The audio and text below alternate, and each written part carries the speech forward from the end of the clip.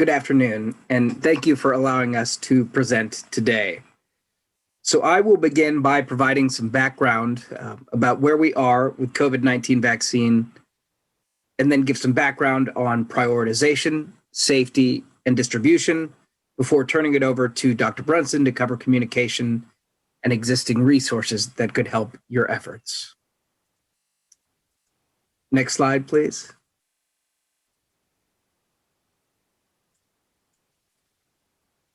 So it's been slightly over 1 year since COVID-19 infections were first identified, and multiple COVID-19 vaccines have been developed and put through clinical trials so far. We have 3 that have received emergency use authorization by the U.S. Food and Drug Administration, or FDA. Vaccination is a critical tool in bringing this unprecedented pandemic to an end. CDC continues to work with states to understand roadblocks and figure out how to overcome challenges in distribution and administration to ensure that we are getting vaccines into arms as quickly as possible.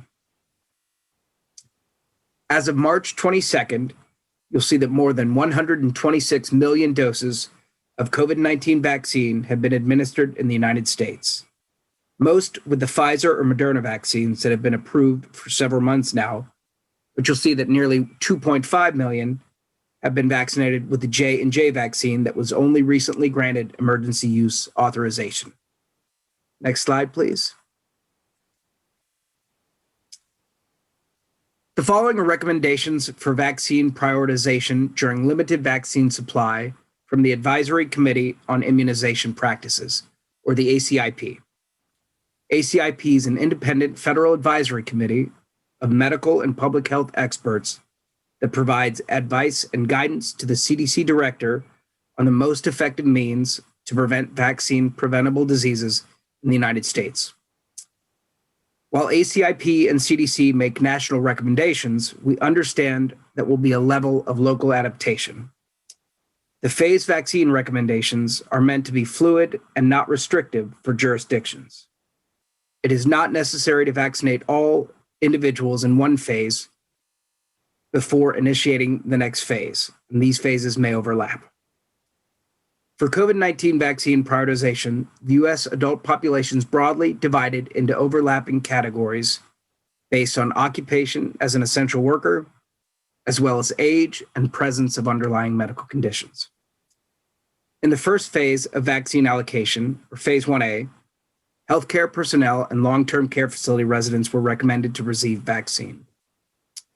These groups are followed by frontline essential workers and adults 75 years and older in Phase 1B.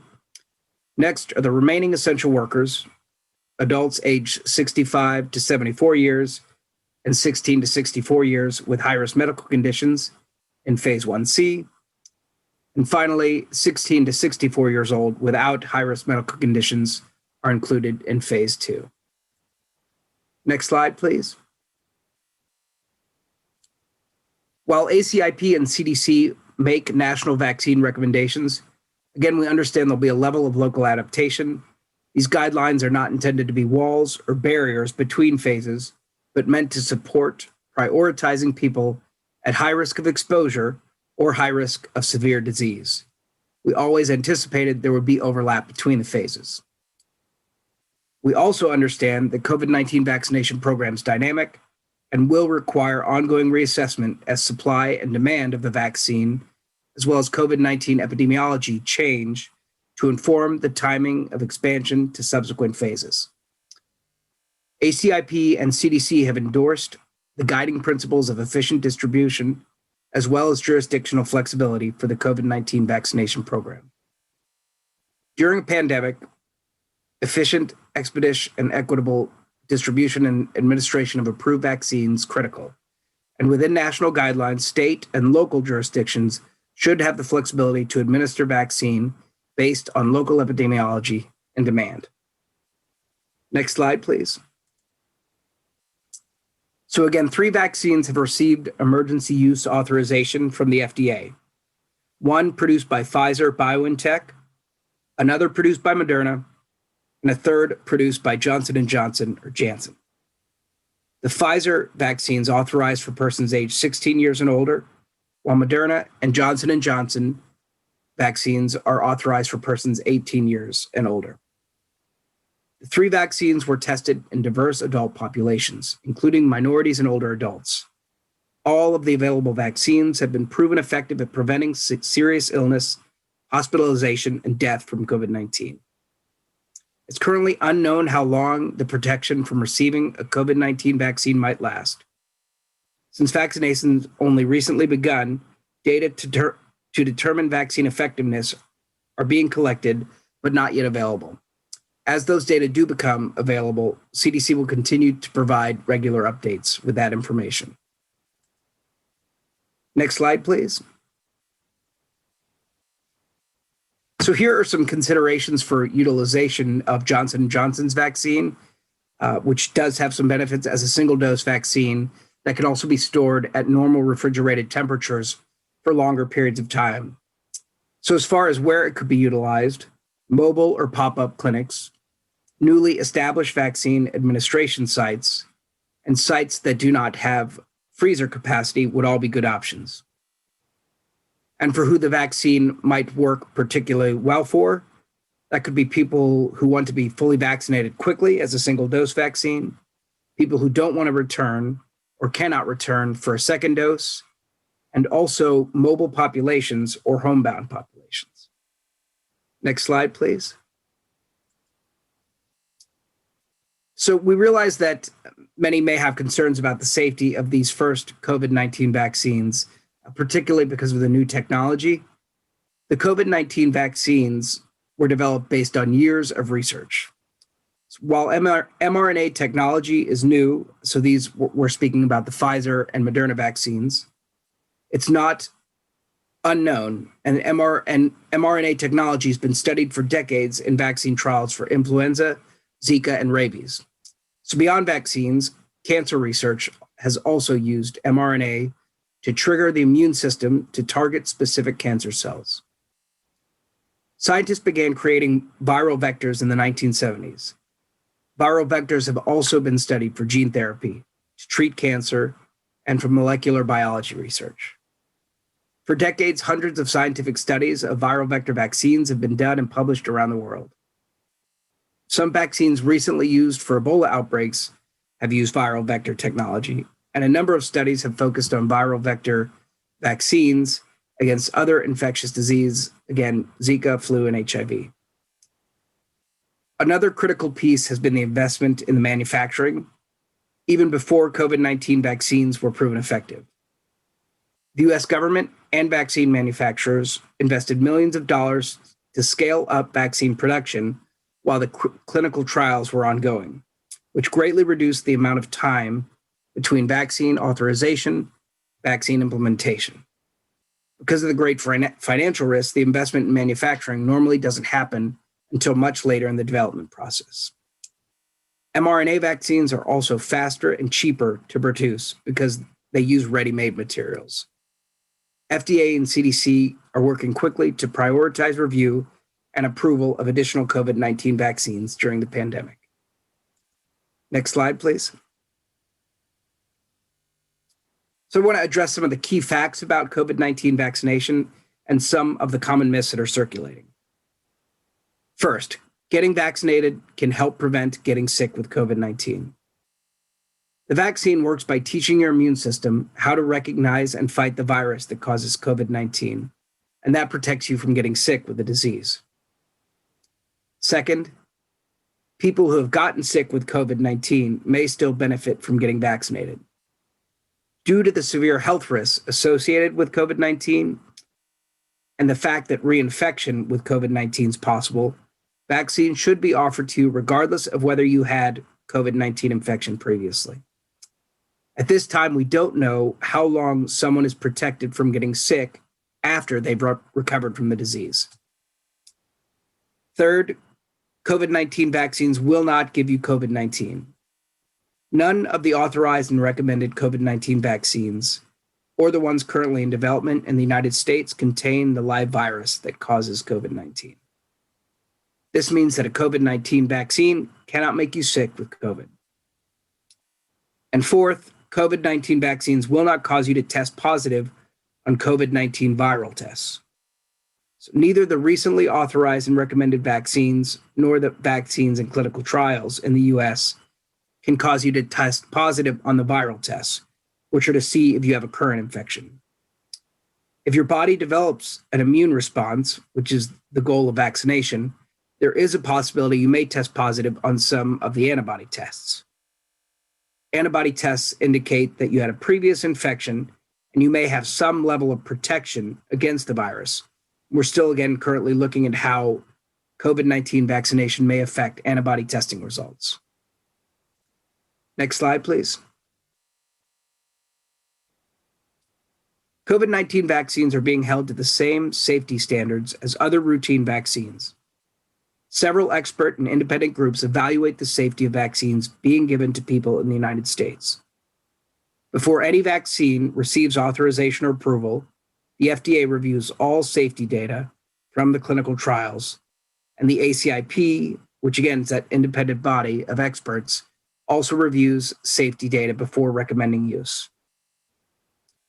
After any vaccine are authorized and in use, both FDA and CDC continue to monitor their safety. Existing systems in place can rapidly detect possible vaccine safety problems. These systems are being scaled up for COVID-19 vaccine introduction to fully meet the needs of the nation. Additional systems and data sources are also being developed to further enhance safety monitoring. There are systems in place that allow CDC and FDA to watch for safety issues. One is CDC VSafe, which is a new smartphone-based after vaccination health checker for people who receive the vaccine. And then CDC and FDA also utilize a system called VAERS, which is the Vaccine Adverse Event Reporting System. And it collects reports from healthcare professionals, vaccine manufacturers, and the public of adverse events that happen after vaccination. Next slide, please. VSafe, again, is the smartphone-based tool that uses text messaging and web surveys to provide personalized health check-ins after you receive a COVID-19 vaccine. Through VSafe, participants can quickly tell CDC if they've had any side effects after getting the COVID-19 vaccine. And depending on the answers, someone from CDC may call to check in on you and get more information. VSafe will also remind you to get a second dose if you need one. And we do encourage everyone who receives a vaccine to participate in VSafe. All you need to do is register with your smartphone and can talk to your vaccine provider about enrolling. Next slide, please. So before vaccination, you should learn more about the different types of COVID-19 vaccines and how they work. We provided some of this in this presentation. During your vaccination appointment, you should receive a paper or electronic version of a fact sheet specific to the COVID vaccine you are being offered that contains information to help you understand the risks and benefits of that specific vaccine. And after you're vaccinated, you should be given a vaccination record card that tells you what COVID-19 vaccine you received, the date you received it, and where you received it. Your provider may also give you information about VSafe. It's important to continue using all the tools available to help stop the pandemic. So again, cover your mouth and nose with a mask when you're around others, social distance, avoid crowds, and wash your hands often. Next slide, please. Successful implementation of COVID-19 vaccination requires a multiple phase plan with distinct strategies for achieving target vaccine coverage as doses of vaccine continue to become increasingly available. The vaccination program will adapt each component of implementation to best meet the unique requirements of each phase. During the initial phase of distribution, there will be limited COVID-19 vaccine doses available. For this phase, plans will concentrate on identified critical priority populations, such as healthcare personnel and long-term care facility residents, to achieve vaccination coverage in those groups through focused administration sites. Later in vaccination distribution, a larger number of doses will become available, and supply will likely be able to meet demand. During this phase, which we're approaching, plans should focus on expanded and equitable access to COVID-19 vaccinations. Vaccines will be administered to broader populations through many different administration sites, including commercial and private sector partners, such as pharmacies, doctors, offices, clinics, and public health sites, such as mobile clinics, federally qualified health centers, public health clinics, and temporary or off-site clinics. Next slide, please. So we've received a lot of questions regarding essential workers and who's included in which phase.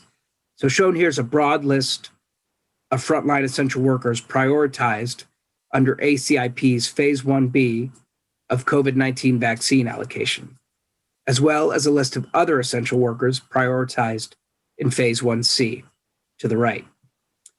ACIP used guidance on essential critical infrastructure workers from the Cybersecurity and Infrastructure Security Agency, or CISA, to define frontline essential workers as workers who are in sectors essential to the functioning of society and are at substantially higher risk of exposure to SARS-CoV-2 due to their work duties.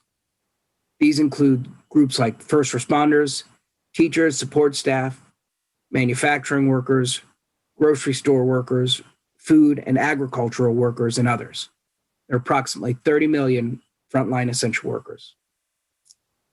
Other essential workers include those in transportation and logistics, food service, construction, and water, wastewater, among others.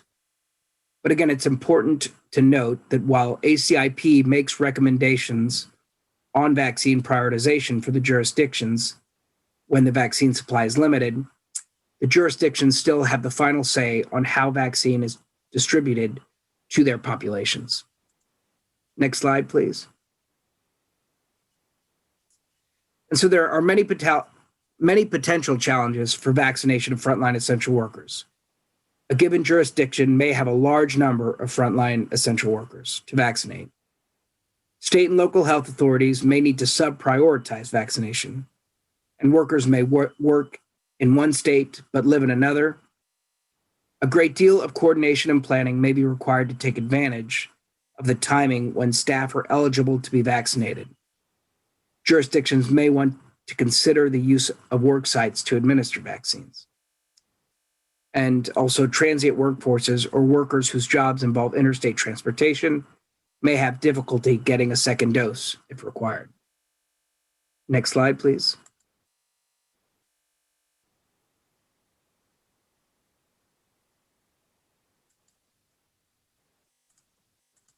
So given the variety of industry sectors included in the frontline essential worker category, there are special considerations that jurisdictions need to be aware of vaccinating some of these populations. Some workers may have concerns about vaccine safety. There's the need for culturally appropriate vaccination information in multiple languages. Rural areas have limited access to health care, and health providers may require targeted strategies for vaccine implementation. Their preferred methods of communication may be different for different groups. There's the reliance on community leaders to serve as trusted sources of information. Some missed days may occur due to post-vaccination side effects, especially the day after vaccination, and especially the second dose. And critical infrastructure employers have an obligation to manage the continuation of work in a way that best protects the health of their workers and the public. Next slide, please. So making COVID-19 vaccination part of your workplace wellness program offers many benefits to you and your employees. To keep the workplace healthy, considering offering free on-site COVID-19 vaccination at your business locations. Employers considering implementing a workplace COVID-19 vaccination program should contact the health department in their jurisdiction for guidance. The planning process should include input from management, human resources, employees, and labor representatives if present. Other important preliminary steps can include obtaining senior management support, identifying a vaccine coordinator, and enlisting expertise from local public health authorities, occupational health providers, and pharmacies. Employers should offer the vaccination, again, at no charge and during work hours. And they should offer flexible paid leave policies for those workers that may experience post-vaccine symptoms. Next slide, please. So about 60 million Americans live in rural areas, according to the U.S. Census Bureau, and 60% of nation's counties are characterized as rural. People living in rural communities tend to be older, have less income, are more likely to have chronic conditions which may put them at higher risk of COVID-19 and severe illness. Many rural communities are considered highly vulnerable according to CDC's Social Vulnerability Index, which is the SVI. The SVI includes factors such as housing, transportation, socioeconomic status, housing, race and ethnicity, and language, which can be helpful in determining how to help support rural communities before, during, and after COVID-19. Rural adults are more likely to have a disability. Up to 1/3 of adults living in rural areas report having a disability, which is 9% higher than those living in urban areas. And rural healthcare is often strained by shortages of health professionals, which limits access to primary and specialty care, and strained due to hospital closures. Public health infrastructure is also very limited in rural areas, with large regions and multiple counties supported by a single rural public health department. Rural areas may have limited access to digital technology, such as internet access, smartphones, cellular network services, and that can also hinder patient access to telehealth and healthcare services generally. Rural persons may have limited transportation resources with longer distances to travel to healthcare or vaccination sites. Next slide, please. So I just wanted to briefly touch on an update of the emergent variants that many of you have likely heard about. Viruses constantly change through mutation, and new variants of a virus are expected to occur over time. And we're seeing that with SARS-CoV-2 and COVID-19. Sometimes new variants emerge and disappear. Other times, new variants emerge and persist. Multiple variants of the virus that causes COVID-19 have been documented in the United States and globally during the pandemic. CDC has systems in place to monitor how common these variants are and look out for the emergence of additional variants. Based on the systems, we can see that we are seeing a number of those variants continue to spread in the United States. And these in particular are spreading more quickly and easily than other variants, which could lead to more cases of COVID-19. So an increase in the number of cases will put more strain on healthcare resources, potentially lead to more hospitalizations and deaths. Next slide, please. So far, studies suggest that antibodies generated through vaccination with currently authorized vaccines in the United States recognize these variants. This is being closely investigated and more studies are underway. Some preliminary data suggest that some COVID-19 vaccines approved for use outside of the United States may be less effective against the variant B1351 variant, which was first found in South Africa. This suggests that it's prudent to evaluate variant vaccines in case prevalence of that variant substantially increases. Next slide, please. A periodic update of COVID-19 vaccines will likely be needed.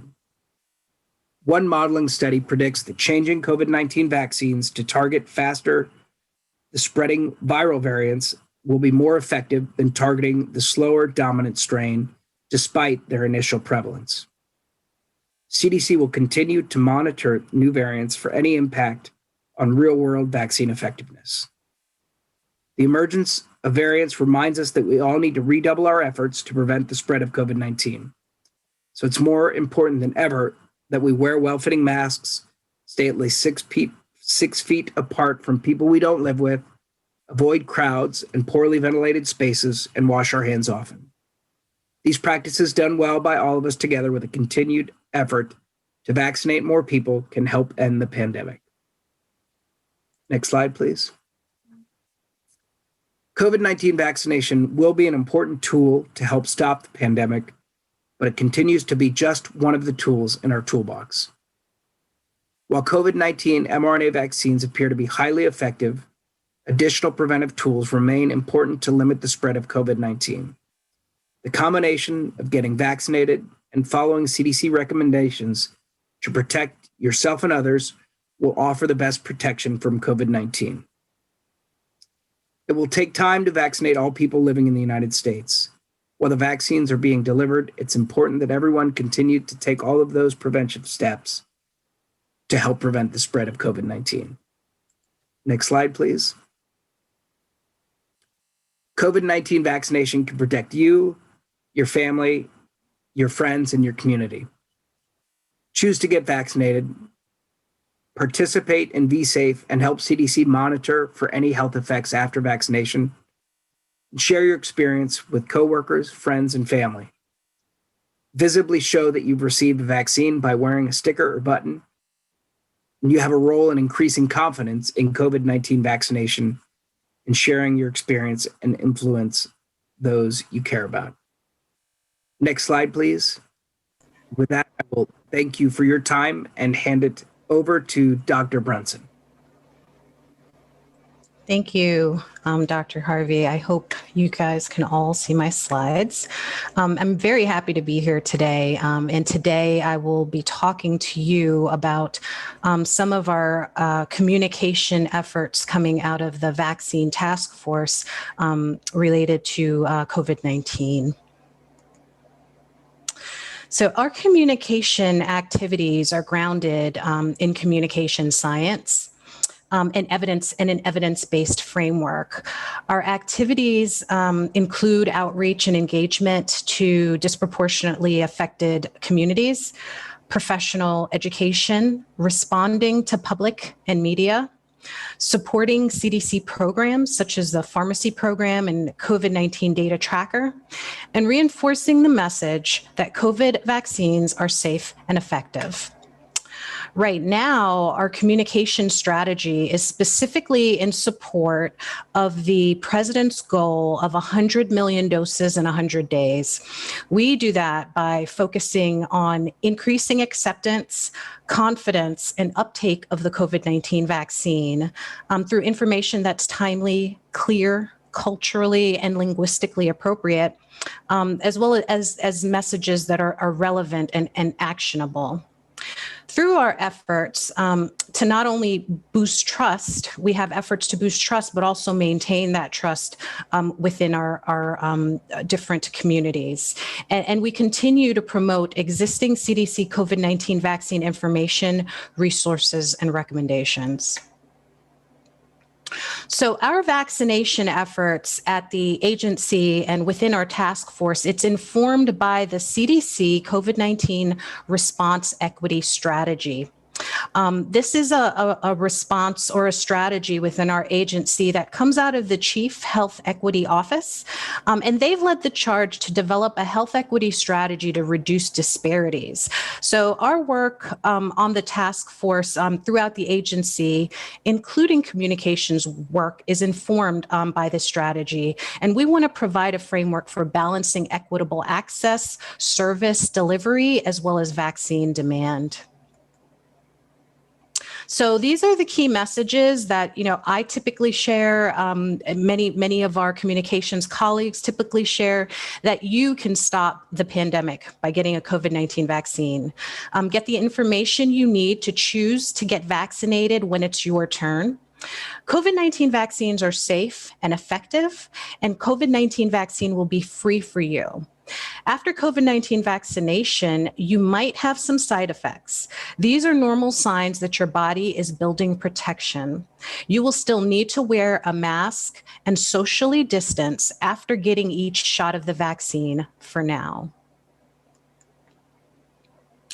We have ongoing efforts that are focused on building trust, improving our communications tools and resources, and ultimately building vaccine confidence.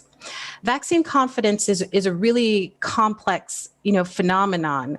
We define vaccine confidence as the trust that the public and constituents, such as parents, patients, or providers, have in the vaccine, in the recommended vaccines, in the providers who administer vaccines, in the processes and policies that lead to vaccine development, manufacturing, as well as the recommendations for the use of the vaccine. And so the foundation of trust is critical once we start talking about vaccine confidence. Vaccine demand falls on a continuum. There's a large portion of the population that fall within this wait and see category. They're often referred to as the movable middle. And so confidence in vaccines, they can change depending on what's going on. For example, a person may refuse to get vaccinated at first, but when they hear that millions of people were vaccinated safely, they may move into a passive acceptance or even demand for the vaccine. CDC's efforts to build a vaccine confidence and conduct outreach are under the Vaccinate with Confidence strategy. This promotes confidence and uptake in the COVID-19 vaccines in the United States among critical and priority populations with a focus on 3 pillars: reinforcing trust, empowering healthcare personnel, including community healthcare workers, and engaging communities and individuals. Building trust, that I mentioned before is really the foundation of vaccine confidence. And what that entails is sharing clear, complete, and accurate messages about COVID-19 vaccines, and then taking the visible actions to build trust in the vaccine, the vaccinator, and the vaccination system. When we empower our healthcare personnel, it helps promote confidence amongst healthcare personnel in their decision to get vaccinated and to recommend vaccination to their patients. And as we engage communities and individuals, we try to do this in a sustainable, equitable, and inclusive way using two-way communication to listen, build trust, and increase collaboration. Trusted messengers are a foundation of building trust in the community. And so trusted messengers such as faith-based and community leaders are integral for effectively delivering messages and strategies to specific communities, for validating the credibility of information, for helping to address misinformation and disinformation, and in order to bridge the gap between healthcare providers and patients.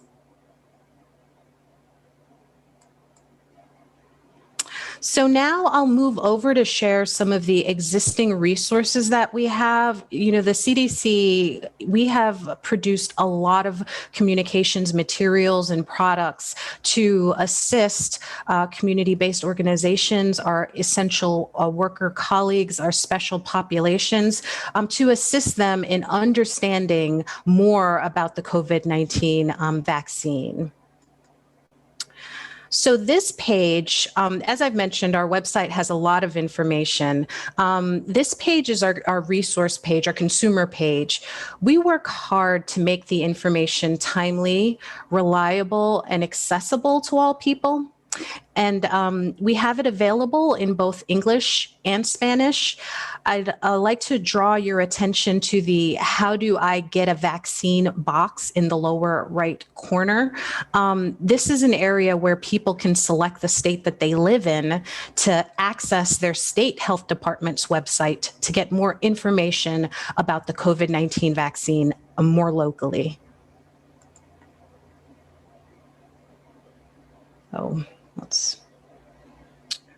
And here I'm just highlighting one of our key things to know about COVID vaccine pages.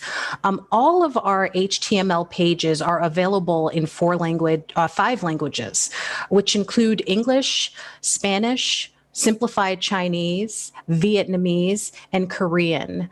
And in order to identify the language, there is a languages drop-down menu at the top of our HTML page, and you can scroll down to the language of your preference.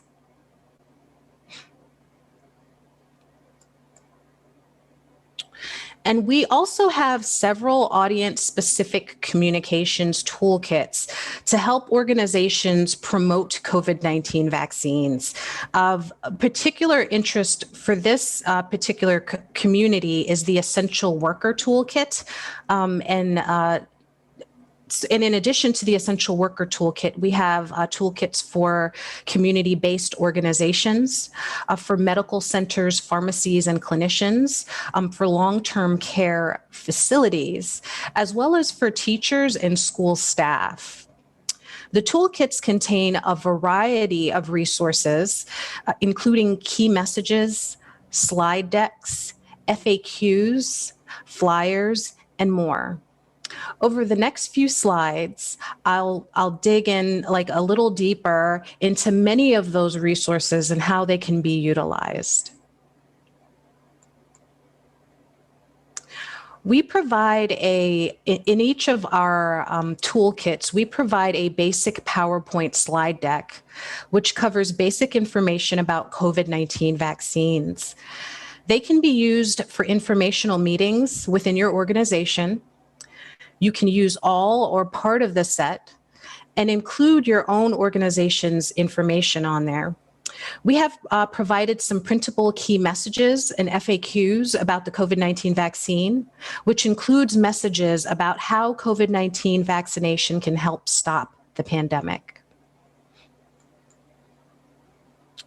There's also we also have customizable letters, which can be modified as needed and shared with your target audience. Many of the tools contain newsletter-style blurb content that can be widely distributed as an article in an e-newsletter or a hard copy handout. They are available, we have them available in Spanish, Korean, Vietnamese, and Simplified Chinese. We recently released a photo novella in low English proficiency. It is available in English and Spanish.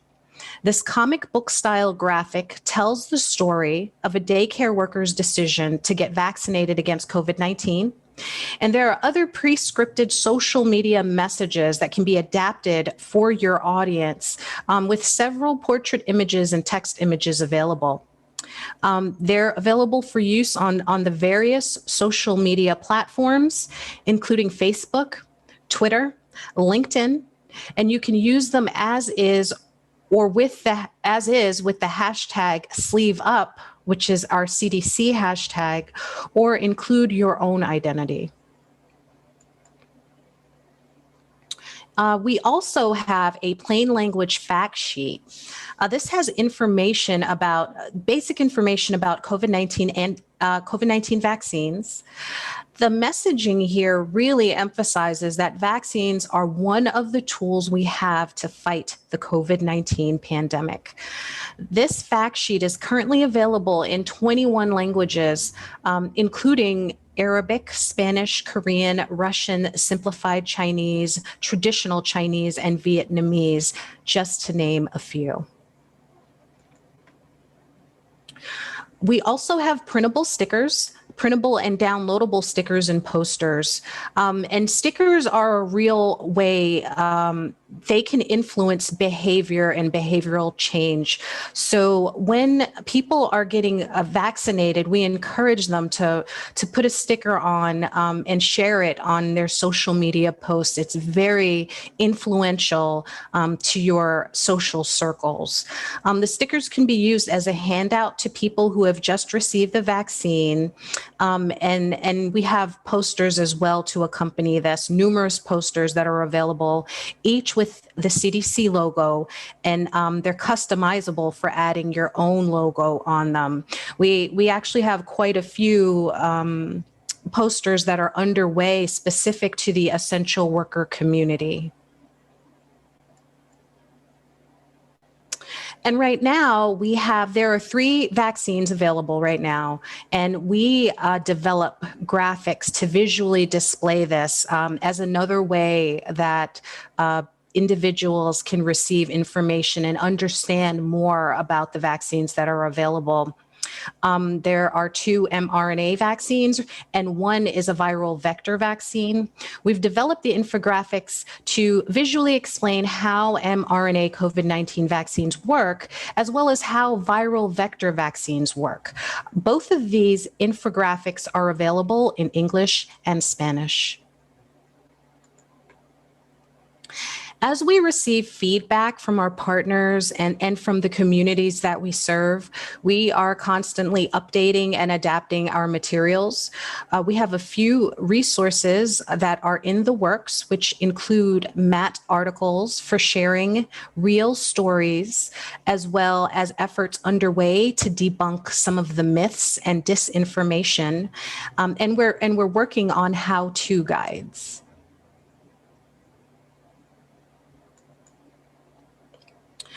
The COVID-19 vaccine is an important prevention tool for stopping the COVID-19 pandemic. You are on the front lines of keeping our communities healthy and helping to keep our communities safe. You can help the communities that have been disproportionately affected by COVID-19 feel confident and safe in their decision to get vaccinated. And we at the CDC, we have the resources to help you do that. So I encourage you all to visit our site and utilize our resources and share them with your communities. And so with that, I will thank you for your attention. And I guess we will move on to the next phase of the webinar. Thank you. Thank you very much, Dr. Brunson. I would like to take a moment to draw everyone's attention to the chat box. I am going to share with you the link to the evaluation. Okay, there we go. So I just posted the link to evaluation. Again, we would like to acknowledge the sponsorship for this session by the South Carolina Primary Healthcare Association. So now we would like to open our Q&A session. If you have any questions for our presenters, you can either unmute yourselves or you can share those questions through the chat box.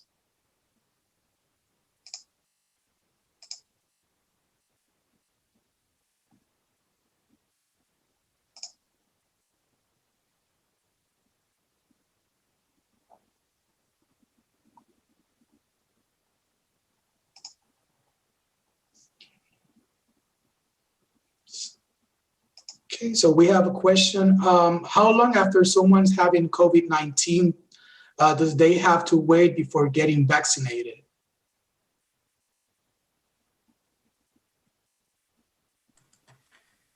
Hey, I can confirm. I'll have to check on that because I think the guidance has changed recently, and I don't want to misspeak. So I can actually check on that quickly and get back to you. Okay, so there are a couple of other questions that are popping up. So we can also go over those, and then when you get the information, you can share it with us, Doctor.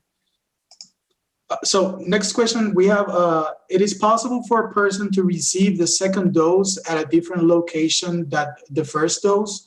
If so, how do they coordinate it and how do they contact? So yes, it is possible, but you know that I think one concern is that it's tricky, and that coordination really has to happen kind of at the local level. So if it's something like the retail pharmacy program and you're getting something through a pharmacy and in their system they can do the second vaccine at another location, then it can be coordinated there. But again, if that is where it would need to happen, and so it would need to would want to address that up front, not after getting the first vaccine. And so again, that is one of the benefits of the Johnson & Johnson vaccine, of course, is that it is a single dose. Okay, very good. So And Dr. Harvey, to just add on to that, there is also the vaccination card. And so people are encouraged to pay attention to which vaccine that, they are receiving. Jot down the date as well. If you are or do find yourself in a position where you may be getting or for whatever reason, you might be vaccinated at a different location than the first, it's encouraged for you to be informed about the kind of vaccine you're receiving and the date that you receive it on. So we have a couple more questions. The other one says, CDC stated 6 feet distance guidelines, but recently changed to 3 feet. What's the current guideline and why did it change from 6 to 3 feet? So I am aware of the 3-foot potential spacing in schools. That was updated recently with the K through 12 guidance, because obviously, concerns with students returning to school was a big, high on everyone's list. And so that was, again, based on what the spread that was observed in schools, that it would be safe to space distance students 3 feet away from each other in classrooms and continue the other measures. But as far as kind of in general, I think 6 feet is still, the preferred. So I think it's situational and space limiting, but I think 6 feet is still the recommendation when possible. And of course with a mask. And so we know, especially in the kind of essential workers sphere, that distancing isn't always available. And so things like barriers, changing work practices, changing schedules, those sorts of things are being used to kind of offset that whenever they can be. Great. Okay, so our next question is, why were 3 different kind of vaccines created and why not just one?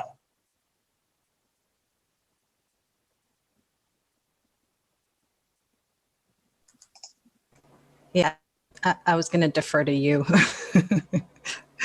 I mean, so I think the mRNA tech vaccines, so Pfizer and Moderna, are the same technology. So again, as we spoke to, that technology has been around for quite some time, and so the infrastructure was in place, and so the Johnson & Johnson's a different technology. So I think they're what's important are the safety protocols and the clinical trials that they go through are the same, and the evaluation that happens, and so you'll see there's large safety and efficacy studies that are associated with each vaccine. And so they all have to pass those same, rigors to be approved. And so, of course, they're all different companies. And so they're, have their own labs and are all kind of racing to identify vaccines. And so in part, that's why.